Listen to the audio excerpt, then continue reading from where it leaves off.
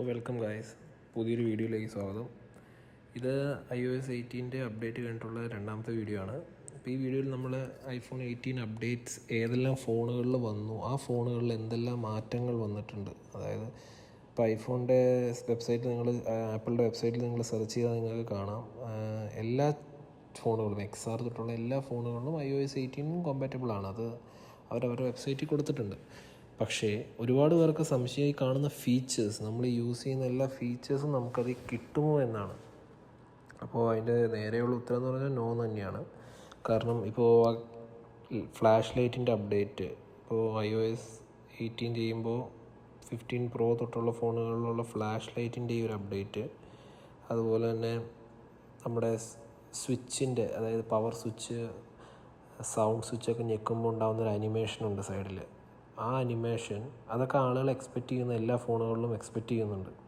ഇപ്പോൾ ഇതാണ് ആ അനിമേഷൻ, ജസ്റ്റ് ഒന്ന് നോക്കിയാൽ മതി. അതായത് സൈഡ് സ്വിച്ച് ഇങ്ങനെ ഞെക്കുമ്പോൾ ഇങ്ങനെ ഒരു അനിമേഷൻ വന്നിട്ടുണ്ട്. അത് 18 തൊട്ട് 15 Pro ഫോണുകളിൽ മാത്രമേ ഉള്ളൂ. പഴയ ഫോണുകളിലൊന്നും അപ്ഡേഷൻ കിട്ടുന്നില്ല.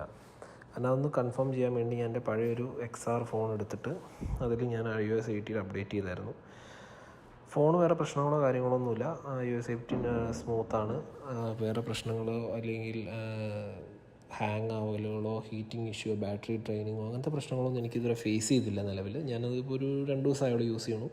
പക്ഷേ നിങ്ങൾ കണ്ടോ, സൈഡ് സ്വിച്ച് കേൾക്കുമ്പോഴുള്ള അനിമേഷനോ കാര്യങ്ങളോ ഒന്നും അതിൽ കാണുന്നില്ല. അത് 15 Pro തൊട്ടേ ഉള്ളൂ. പിന്നെ ഫ്ലാഷ് ലൈറ്റ് ആണെങ്കിലും പഴയ ക്ലാസിക് ഫ്ലാഷ് ലൈറ്റ് തന്നെയാണ്. വേറെ അപ്ഡേറ്റ്സോ കാര്യങ്ങളൊന്നും അതിനും വന്നിട്ടില്ല.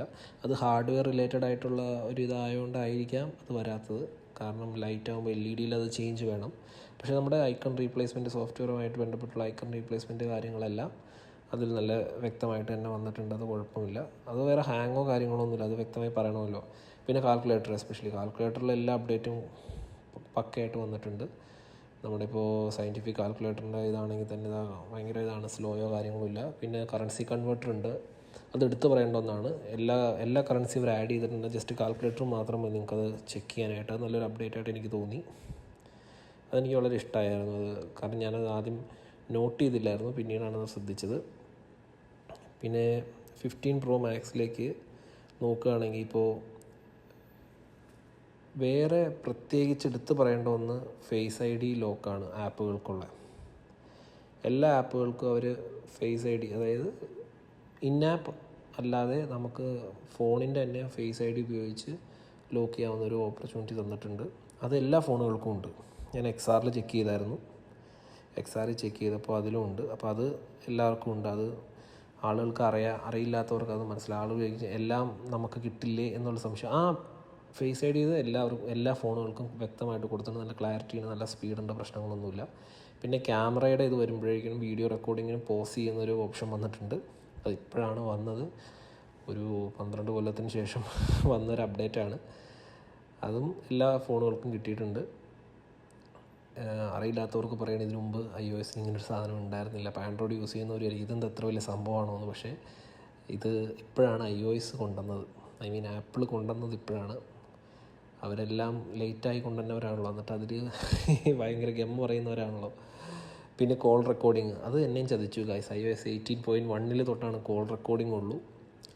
ഞാനത് ട്രൈ ചെയ്തപ്പോഴാണ് തിരിച്ചറിഞ്ഞത് കോൾ റെക്കോർഡിംഗ് iOS 18.1 ഉള്ളൂ. അത് നെക്സ്റ്റ് മന്താണ് ലോഞ്ച് ചെയ്യുന്നതെന്നാണ് പറയുന്നത്. ഇപ്പോൾ ബീറ്റ വേർഷനാണ് ഇറങ്ങിയേക്കണത്. ബീറ്റ വേർഷനിൽ കാണിക്കുന്നുണ്ട് ആൾ, നമ്മുടെ കുറേ റിവ്യൂസ് അത് റിവ്യൂ ചെയ്യുന്നവരത് വീഡിയോ ആയിട്ട് ഇട്ടിട്ടുണ്ട്.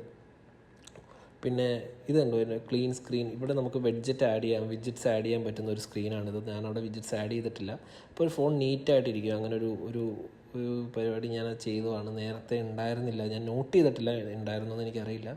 പക്ഷേ എൻ്റെ പഴയ ഫോണിൽ ഞാനത് നോക്കിയപ്പോഴാണ് ശ്രദ്ധിച്ചത് അവിടെ ഒരു വിഡ്ജറ്റ്സ് ആഡ് ചെയ്യാവുന്ന ഒരു സ്ക്രീനാണ്. ഞാനതെല്ലാം ഡിലീറ്റ് ചെയ്തിട്ട് അത് ക്ലീൻ സ്ക്രീനാക്കി. കുറേ പേർക്ക് അവരുടെ ഫോൺ നീറ്റായിട്ടിരിക്കാൻ ഭയങ്കര ഇഷ്ടമായിരിക്കും. ഒരു ക്ലീൻ സ്ക്രീൻ വേണം. ഇപ്പോൾ ആപ്പിളിലാണെങ്കിൽ എപ്പോഴും അടിയിൽ ബാർ എപ്പോഴും അവിടെ ഉണ്ടാവും. പക്ഷേ ആ സ്ക്രീൻ വരുമ്പോൾ നമുക്കത് റിമൂവ് ചെയ്ത് ക്ലീൻ സ്ക്രീനാക്കി വെക്കാൻ പറ്റും ഫോൺ. എനിക്ക് വളരെ ഇഷ്ടമുള്ളൊരു ഫീച്ചറാണത്. അത് ഞാൻ എപ്പോഴും യൂസ് ചെയ്യുന്നതാണ്. അപ്പോൾ ഇതൊക്കെയാണ് iOS 18 ലേറ്റസ്റ്റ് വന്നേക്കുന്ന അപ്ഡേറ്റിൻ്റെ സെക്കൻഡ് പാർട്ട്.